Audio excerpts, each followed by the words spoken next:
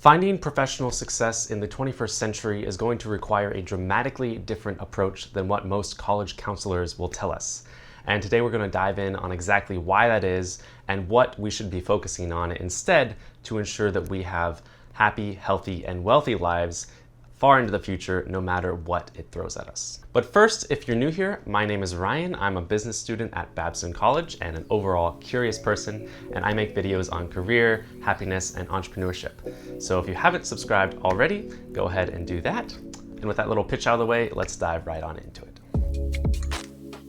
Now to start things off, join me on a little journey into the past, say around 1200 AD. We're in China. And you are a Chinese rice farmer, just like your father and his father before him, and likely like your son will be below you. There's a lot of uncertainty as to who the next emperor might be, or who's ruling China, or what the next disease that might come wipe out your village is, but one thing's for dang sure, you guys are going to be rice farmers. Now fast forward to the 1800s, and the Industrial Revolution has started to shorten the amount of time that we can expect to do the same thing, throwing a little bit of unpredictability into the mix.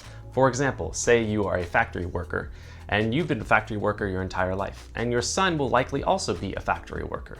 He might use a different machine than you and have to learn a new skill, but overall, you guys are factory workers, and you can count on doing that for your entire life. This industrial age is the environment within which our educational system was formed. So we built our educational system to first provide a foundational amount of skills such as math, writing, and history, and then we tell kids to specialize into a certain field because they can expect to be doing that same work in that same field for the rest of their careers. This assumption is clear in the question, what do you want to be when you grow up? There is only one thing because that is the way it has been up until this point. But there's a problem because this approach falls apart at the seams in the 21st century.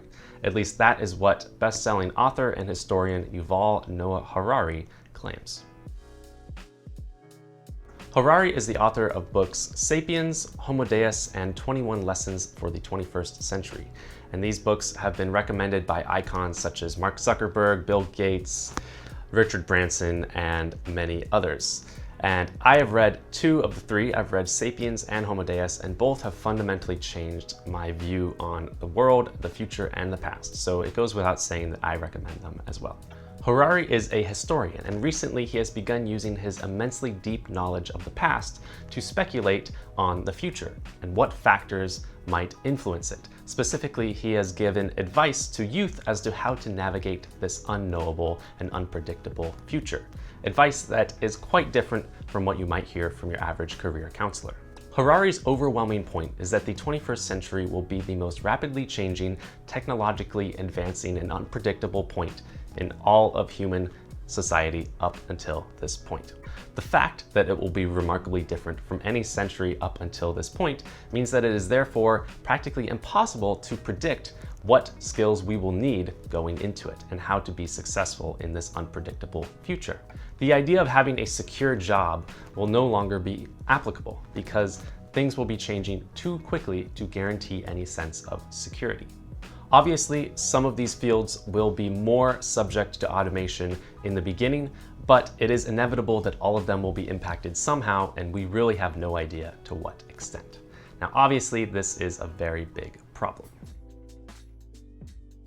To thrive in this unknowable future, Harari and others recommend that we focus much less on the technical, hard skills that are commonly recommended, such as programming, law, medicine, accounting, etc., and instead put much more emphasis on the 4 C's, which are critical thinking, communication, collaboration, and creativity. This is because the only thing we can guarantee going into the future is that things are going to change. And therefore, learning how to adapt to this change in the best way possible is going to be a crucial skill set, which means things like mental resilience and emotional intelligence are going to be of the utmost importance. We will be forced to reinvent ourselves again and again, constantly learning and performing new tasks. The experience of having to learn the latest software update, user interface change, or new technology is just the beginning of a much more fluid and rapidly changing future.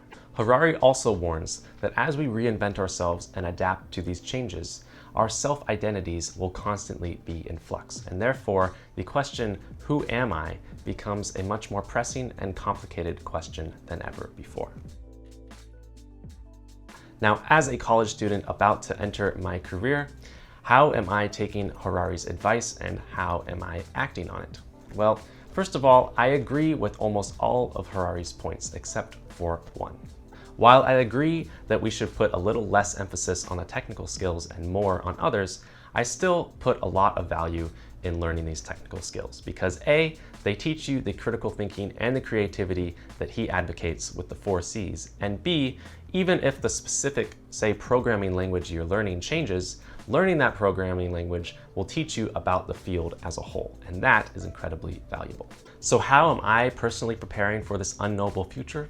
Well, I am striving to build a holistic combination of both quantitative and qualitative skill sets. I am learning skills such as programming and statistics to give me that short to medium term skill set that is in demand and can get me a high-paying job if I need it.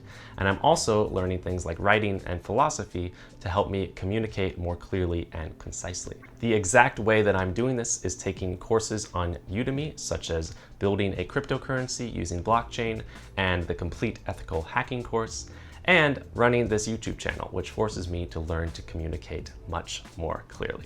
When I return to business school at Babson College in the fall, I will be intending to maintain this mix with perhaps some leadership and entrepreneurship classes thrown in as well. I feel that this combination will give me a very solid and holistic foundation to build upon in the future, and I'm sure that I might change some things in the future as time goes on, but that is my approach right now.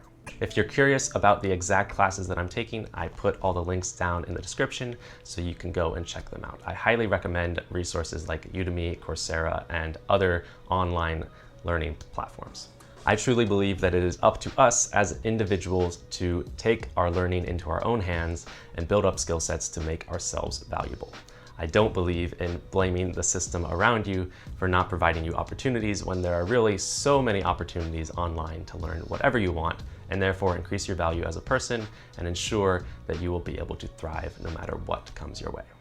Now, if you liked this video, I guarantee that you will also love this video, which is all about the best resource that I've found. It's amazing on how to build a meaningful and impactful career. It has changed my life. I highly recommend you check that out.